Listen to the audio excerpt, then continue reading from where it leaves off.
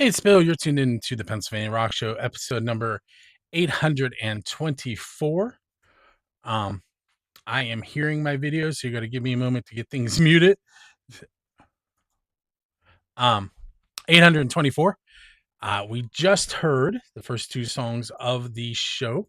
They were Music Man by Noble Hops, brand new track, and Mimic's song Shadowbox. With me tonight is Cathleen Ireland. Kathleen, is that what you want to go by, or should I call you? Oh, yeah. Well, Kathleen is, I guess, what most people call me. But I have a few nicknames, and my family calls me Kathy, and a lot of my friends call me Kat. So whatever. So having the name Bill, which I don't like, that's why I asked. Or William. I don't like William, so I go by Bill.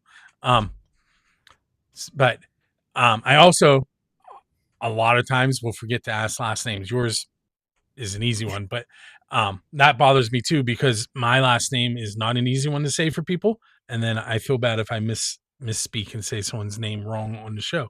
But anyway, okay, Kathleen. So you are a MTS management. What's the word I want to use? Artist, client, artist. Yeah. Michael Stover. Yes. Who has been on the show, but it's been a long time. I should probably get him on again. You should. So it's the Pennsylvania Rock Show, but we're kind of veering off. And why don't you tell everybody what your sound is? Well, I guess I don't really like to stick myself in just one genre, but my stuff definitely leans to the R&B and pop, and probably the pop side of R&B. But I have written songs in just about every genre, even jazz over the years. I have country tunes and jazz tunes out there. But yeah, my current style and the releases that I've done the past few years have all been in that pop and R&B, neo soul.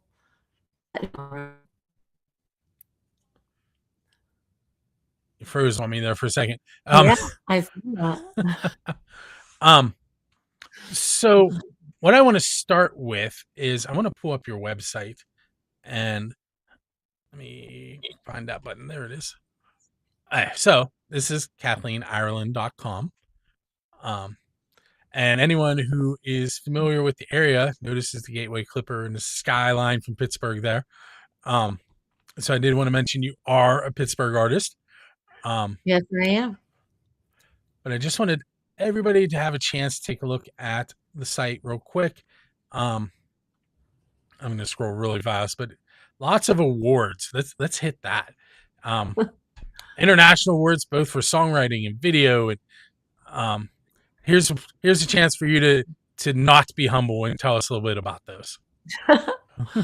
Well, definitely I have a lot of music video awards, but I really can't take credit for those because I have a fabulous director, and he's my bandmate now also in my cover band. His name's Joe Chilcott, and he's been making music videos with me for the past, I don't know, probably 5 years or more. And my idea was I would get onto Film Freeway and send them out to all the different film festivals out there and see if we got in. I was hopeful that some filmmaker would say, "Oh, I like that song. I want to use it in one of my films." But that's not really what happened. But we did win a lot of awards, so it hasn't been a waste of time at all. And I'm proud of all those music videos. And Joe and I work together great, and he's very easy to work with. And I usually come up with kind of an idea, a concept of what I think how the music video should be based, and write a little treatment out as far as ideas for the different scenes and things, and then he takes it from there. And he's a real talent. How can other people like that? Does he work with other bands and artists? Yeah, he does. I know that he is very busy. That's not the only thing that he does, but yeah, when he has time. I know I just hit him up the other day saying I wanted to do another video like this summer, and I think He was saying maybe July time frame he would have some time. So he's kind of a busy guy, but yeah, he does. I'm sure he would work with other artists. Yeah. And do you happen to know an easy way for them to contact him? Oh, on Instagram, he is Joey2Chill. That is the numeral 2. So Joey, Joey, the numeral 2, and then Chill. His last name's Chilcott, and he's a very chill dude. So it's just Chill. Very cool. All right. Yeah. Now, I'm going to ask you the official and unofficial build a scene questions and get them out of the way here in this first segment. Okay. So the unofficial question is, what is the best pizza you've had because you're a musician? Oh my God. Well, you know what they say about pizza, right? Like it's like sex. Even when it's bad, it's still pretty good. Yeah. Like, right? So I love pizza, and I honestly haven't had too many bad ones. But my family and I definitely disagree on which ones here in India. I live in Indiana, PA now. I'm from Pittsburgh. You mentioned I'm a Pittsburgh artist. I'm from Penn Hills, and I went to Pitt.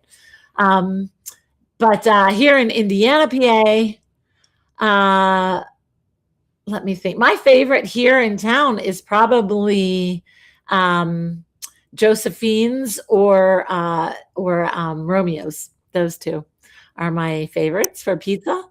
And in Pittsburgh, I mean, yeah, you got to go with Vincent's, Vinnie Pie, right?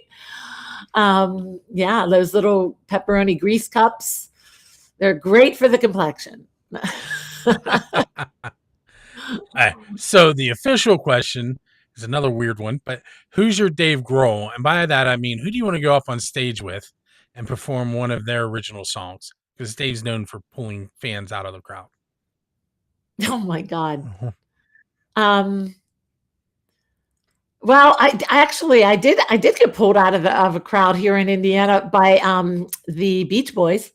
I got to go up on stage with the Beach Boys, but they're actually, I mean, I love the Beach Boys, but my son, that's one of his favorites. I like pop music. My husband likes punk music, and my son loves classic rock.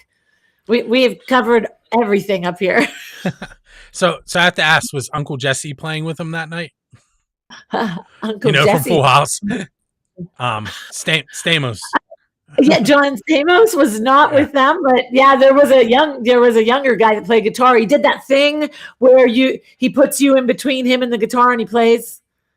And my brother-in-law was in bands with me for years, and he used to do that to me all the time on stage, so I knew exactly what to expect. But yeah, I don't know what that guy's name is though. It wasn't John Stamos.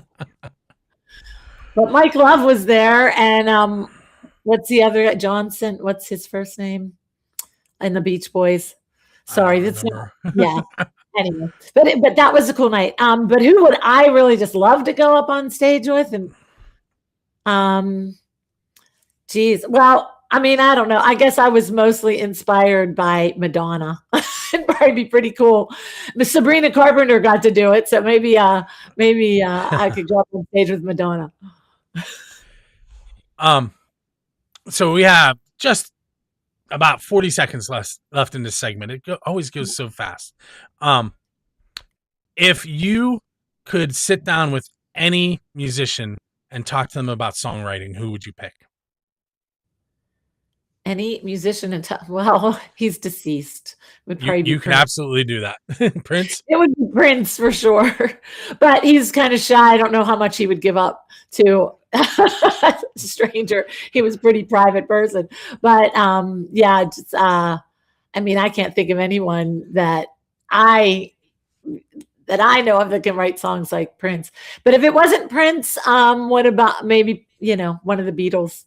Paul McCartney or John Lennon. Very cool. Yeah. Right. So what we're going to do now, we're going to take a moment and we're going to listen to In the City and Coastin' by Cathleen Ireland, and we will be right back. And I'm going to let her talk about them when we come back.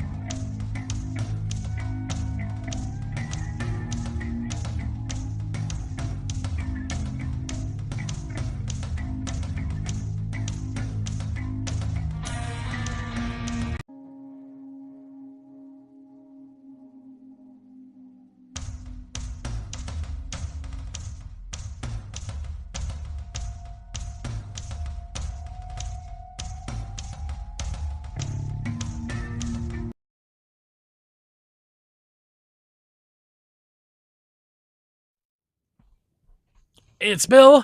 We're back for segment number 2. I almost forgot that I have it come to this scene so that I can do this. Bring it in there. There we go. So that is the microphone I'm using. It is a PD200W by Mono. Mono does sponsor the show, and you'll notice my interface here that I'm not actually using tonight, but it is also Mono. And I have some cool wireless mics that I use from time to time that will lav mics that will be used on this show and my others, also by Mono. So I just wanted to throw that out there. We're headed into segment number 2 with Cathleen Ireland, and you just heard 2 of her tracks, In the City and Coastin'. And let's talk about songwriting, and then we'll talk about the songs. Okay. Maybe you could pick one of the songs and talk about writing it. Let's do that. You pick which one. Well, okay, we'll do Coastin'. That's like my favorite right now. So, yeah, but that one was inspired by my husband and I are fortunate in that we have a second home in Florida, and we bought it a couple years ago. I guess maybe 3-4 years ago now, but it's become like one of our places that we absolutely love to go. And my husband works super hard so that his wife can do music. But he works constantly, works harder than anyone I've ever known before. And it's a place where we can just kind of relax. And he's still working there a lot, but it's, better working at the beach than at home in Indiana, PA. No offense to Indiana, but definitely Coastin' is 100% about that place. And I'll probably sometimes when I talk about my songs, I get a little choked up. So it's just about, that awesome place at the beach where we can reconnect and get close after, he's been working or traveling for weeks at a time. And I wrote that one. My producer, Ryan Tedder, that I write a lot of my songs with. I'm really fortunate to work with Ryan M. Tedder. This is not Ryan Tedder from One Republic, but this is Pittsburgh's Ryan Tedder. And Ryan's worked with, when he was in LA, he's worked with Meghan Trainor and Ariana Grande and Jennifer Lopez, just to name a few.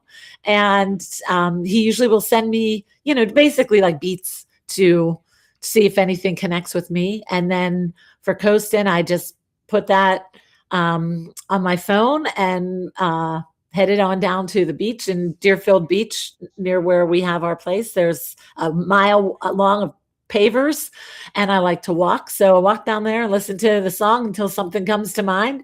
And that's where that song originated, walking along the beach. So it's called Coastin'. It's all about being at the coast. Is that how you usually write? Do you usually walk along the beach and listen?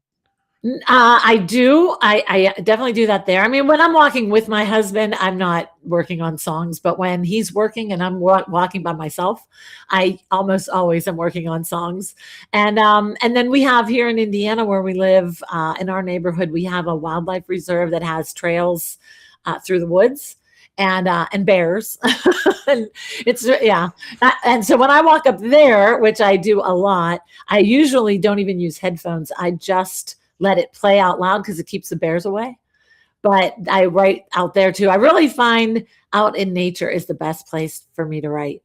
I don't know. I can think clear and breathe out there and clear my mind and be open to what God sends me. Because I definitely think songs, especially the ones that come really fast, those I always think they come from somewhere else. A lot of times I'll say, wow, did I write that? Like I ever even use that word? Or that doesn't even sound like me, but it just seems like it came from somewhere else, So I'm going to do something that probably will be a little awkward for you, because when I've asked this question in the past, the artist always goes,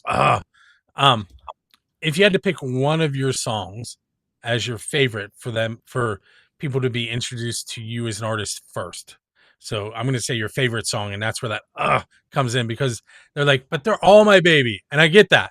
But which one would you say that they should listen to draw them into what you do? Well, Okay, so because I had to go through this with Michael Stover, like I had to kind of pick a song off my last album, like which ones to promote. And first one I did was, in the city because I wanted something hometown. I wanted something about Pittsburgh. But the second one was Coastin' because I really do feel that one has my personality in it. I think Coastin', not that I'm a beach bum, but it's a very positive energy, I think. And I mean, the lyrics are like, I'm so blessed to be here. That's me, and that I feel like that one captures my personality. He actually wanted to do a different song on the album, and I said, no, that one is very intimate. He wanted to do a song called Proud of Me, which is the last song on my last album, on the album In the City. It's called Proud of Me. Very intimate, slow song. It's very emotional, but Coastin' is my personality. That's what I think. Okay. So, I don't know if everybody that's watching now was watching earlier, but on the website, there is a tab that says music. You know, head there. Where else can they find your music? I'm assuming streaming like everywhere, but It is. It's everywhere. It's yeah. So of course, Spotify and Amazon and iTunes and Google Play and Pandora. I don't know if I'm leaving anyone out, but it's distributed through DistroKid, so it's out to all the streaming platforms. YouTube, of course, also under Kathleen Ireland topic are the albums and my singles. All right, so now I'm going to hit you with another build the scene type question. So you're leaving a show, and there's a DeLorean sitting outside with the door up and a flux capacitor in the back. Marty went back in time and played with Chuck Berry's cousin Marvin's band. Okay. Who are you going to go back in time and play with? Gladys Knight. Oh, that was fast. If you watched this show, did you know that was coming? I did not know that was coming, and I honestly, there you go. There's the honest, that the first answer that just pops out. That's the one that's true. All right, so now keep in mind you have that DeLorean. I'm not going to take it away from you. Okay. The next question is: you can pick any 4 people in the history of the world and invite them to dinner with you. At least one has to be a musician. Who you're going to invite, and why are you inviting that person? Oh, wow. Okay.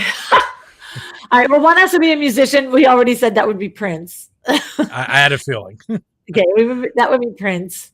But I'm going to have to throw Madonna in there too, just because she's been definitely a major influence because of my age, and I started singing in bands in 1984, so there was no other presence for a female pop singer like Madonna in 1984. So we got Prince and Madonna, and then I'm going to have to go with some actors because I love movies. Definitely Robert Downey Jr. is in there for sure. This is such a weird dinner. Such a weird dinner. Let me think. Robert Downey Jr. and maybe Ed Norton, but I don't know how those two are going to get along. I don't think they would like each other, but yeah, maybe Ed Norton, or you know what? Maybe Ed Norton's maybe problematic personality wise. So I'm going to say, what about Chris Hemsworth? We'll bring him. He's so fun. So you're going to have Thor and Iron Man at your dinner. Oh, definitely. I'd have all the Avengers actually if I didn't have to have a music. It would just be me and the Avengers eating shawarma. In New York City, that's what we'd be doing. I love that answer. I'm gonna have to figure out where you're at because I'd like to hang out with Thor and Iron Man too. Yeah. My whole classroom is decorated in superhero stuff, so mostly Spider-Man. But can I ask you a question? Yeah. Well, so your love of superheroes from the comics or from the movies? Oh, the comics. When I was little. Yeah. So I'm jealous because all the boys know the comics. Me, I just know the movies. So yeah, what are you, DC or Marvel? Marvel. But I do have this really cool Batman painting in my classroom that was painted by a bass player, and I can't remember what band she was in. She does canvas and oil painting. I don't know. I'm just guessing. I said Kim Deal because it's a female bass player. I think she's a bass player. So But I won it in a raffle at a charity concert.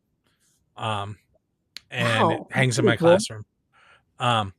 So Batman's my second favorite character, but I like Marvel better than I like DC. Well, so you're like me because honestly, Superman. I was a Superman fan. Well, yeah, I loved Smallville. I've written songs that were inspired by Smallville. Nice. Probably at least two, maybe three of them. Oh yeah, three of them were inspired by Smallville scenes. I love Smallville, but I loved Superman even before that. I mean, I watched Smallville because I liked Superman already from Christopher Reeves. But then what I saw Iron Man changed my whole life. Yeah. Yeah. You know what? We're going to take our next break and we'll come back and we'll discuss this a little bit more, but then we're going to talk some more music. Okay. We have one track in this break. It is 9 Sundays and our song Roll On. We'll be right back.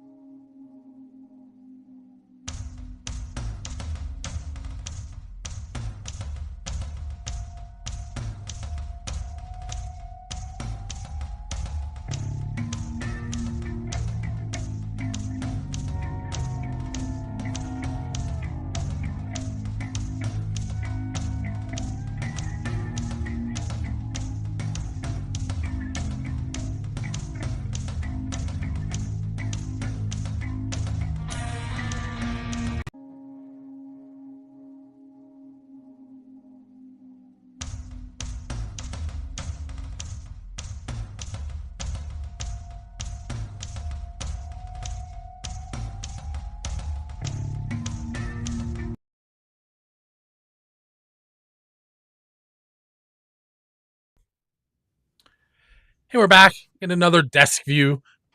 We are headed into segment number 3. That was 9 Sundays Roll On. And tonight we are chatting with Cathleen Ireland. And she noticed in the flyers that were rotating there on the BRB screen, the Be Right Back screen, the Penn Hills. Do you remember what date that is? It is Friday, May 29th, but that show is sold out. So I believe they're adding a second show on Thursday, May 28th. And you were playing in it. And I know John Vento is. And off the top Yes. of my head, that's all I can think of right now. But John was the reason.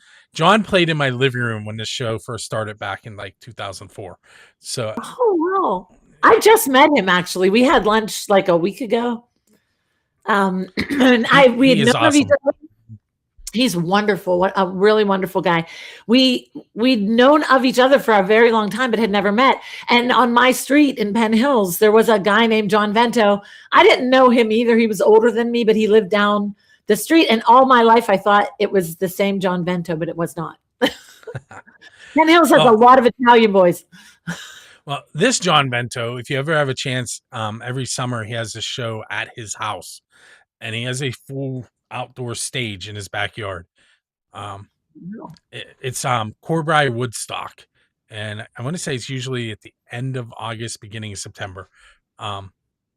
Very cool show, and usually it benefits. I want to say it's Allegheny Waterways, which is a organization that works on cleaning up pollution along the rivers in Allegheny County. Well, he didn't even tell me about that, so I sure hope he invites me. So if someone can let him know, he should invite me to perform. I'm there. Okay, so we were talking about Marvel a little bit there, and I would love to keep talking about that, but we're gonna talk about music. So Okay. tell me about an embarrassing moment you've had while you were performing. Oh God. Okay. Are you sure you want to know? All right, here it goes. I have the perfect story. So back in the 90s, I want to say, what year was I in? I was in a band called Friday's Child. That was like an alternative rock band. with my friends Denny Bondra and Sharon Oakes and Roger Oakes. And we did a lot of Alanis Morissette, and Denny's a great singer, and he did a lot of AC/DC and all kinds of and Bush and all kinds of rock music. But we were playing a show, and the club was called Rose's Continental Lounge in Somerset. And behind the stage at Rose's Continental Lounge, there was like cork and then mirror, and then cork and mirror. So it was like stripes, a row of cork and then a row of mirror, and it went the whole way behind the stage and kind of in like I think it was even like a semicircle maybe.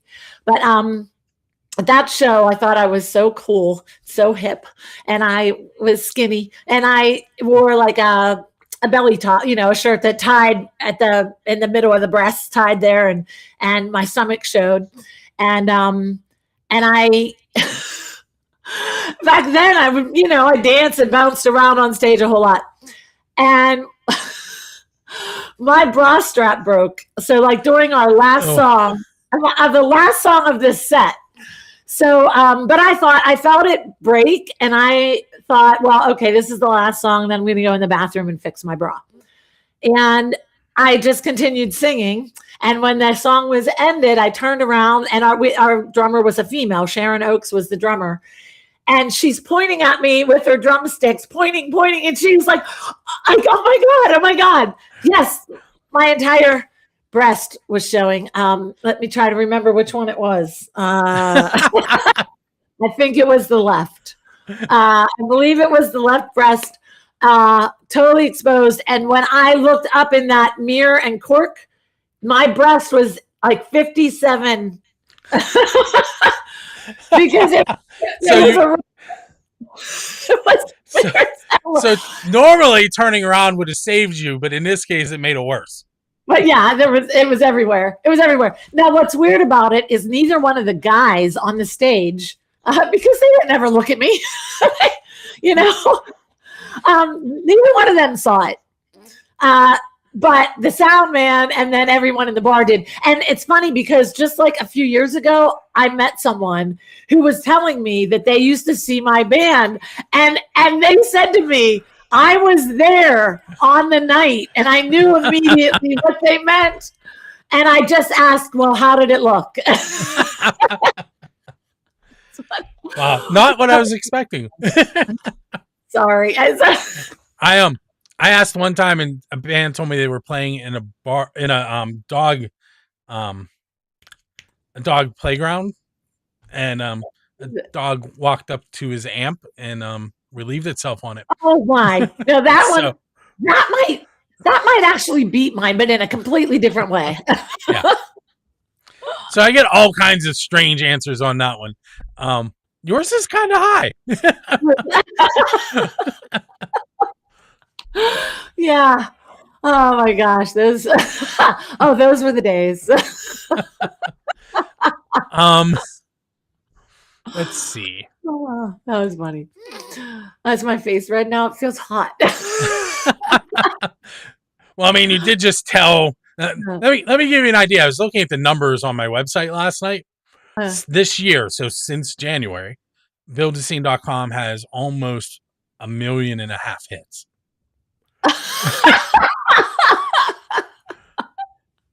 So, okay, great. That's okay. It's truth. It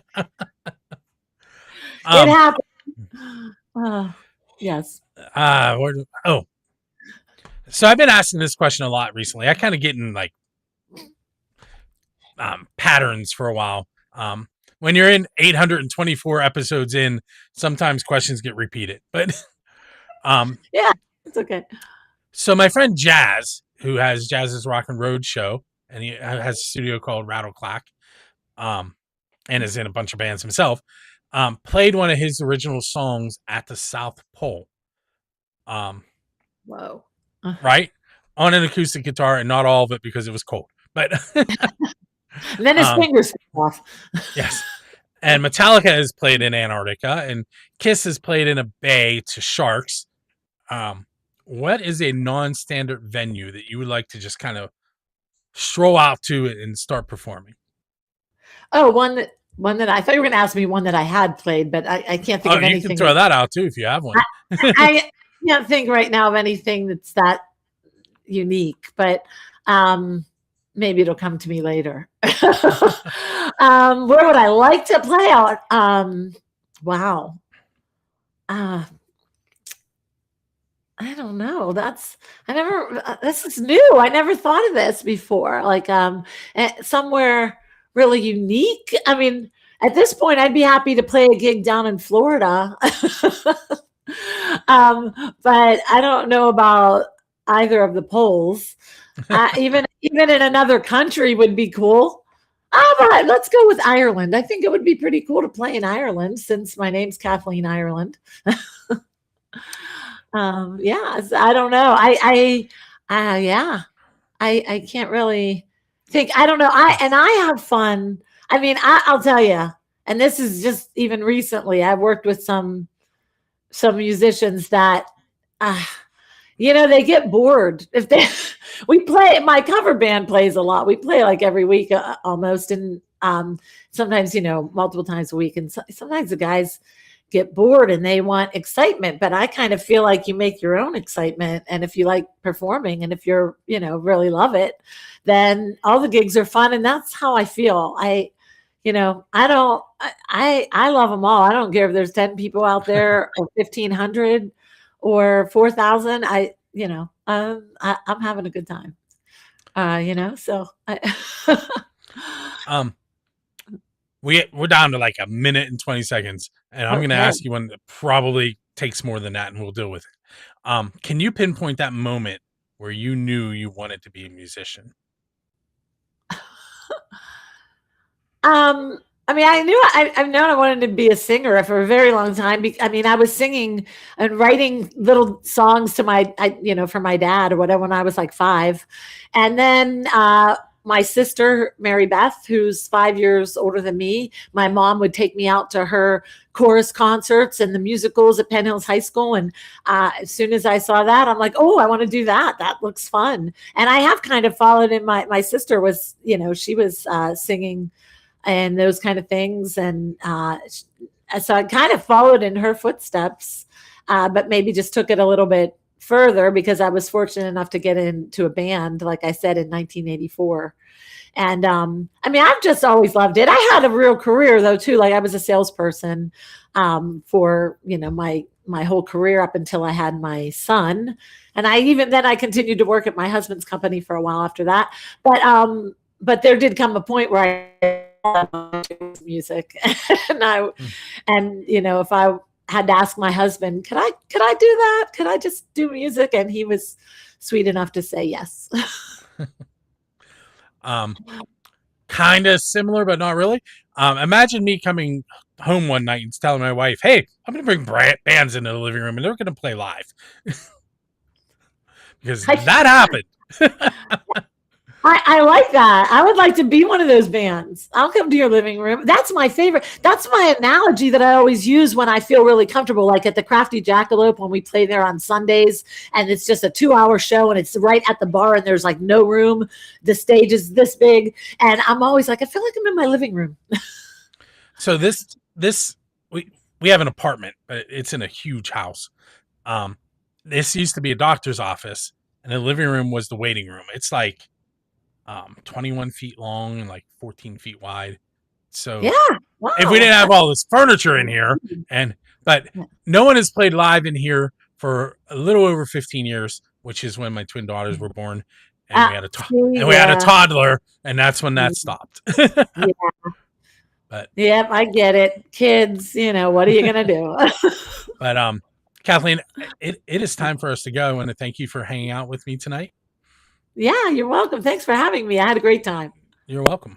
And everyone needs to go to CathleenIreland.com, CathleenIreland.com, just for those people on the radio end. And just in case they would try and spell either of those words wrong, I don't know why, but just in case. Make sure you tune in each and every Monday night for Pennsylvania Rock Show. And on Tuesdays, usually there's a Pennsylvania Rock Show flashback. I don't have one this week, but you can find all of those and 3 questions in a song at buildascene.com. And then if you go to musicfrom412.com, there is so much unsigned and local music on that site that you can go and find on. There's Roku and Fire TV and radio station and streaming video. So once again, CathleenIreland.com, buildascene.com, musicfrom412.com, and we will see you next week. Thank you. Thank you. And you know what that means. It's time for me to spin the wheel and find out who Drusky Entertainment is going to give concert tickets to. This week, we're giving away tickets to Anthony Gomes. It's a 21 and up show. Thursday, May 7th. Doors are at 6, shows at 8 p.m. It is at Jurgles Rhythm Grill. Tickets range from $35.15 to $48.65. You can grab those on Drusky Entertainment's website, druskyentertainment.com. I had 4 people sign up. I put their names a bazillion times over. Yeah, you see the wheel. They were Keith Laydig, Lily Six, Mike Whittington, Jeff Brooks. And I'm going to hit shuffle twice and then spin. And we are going to find out who the winner of those 2 tickets are.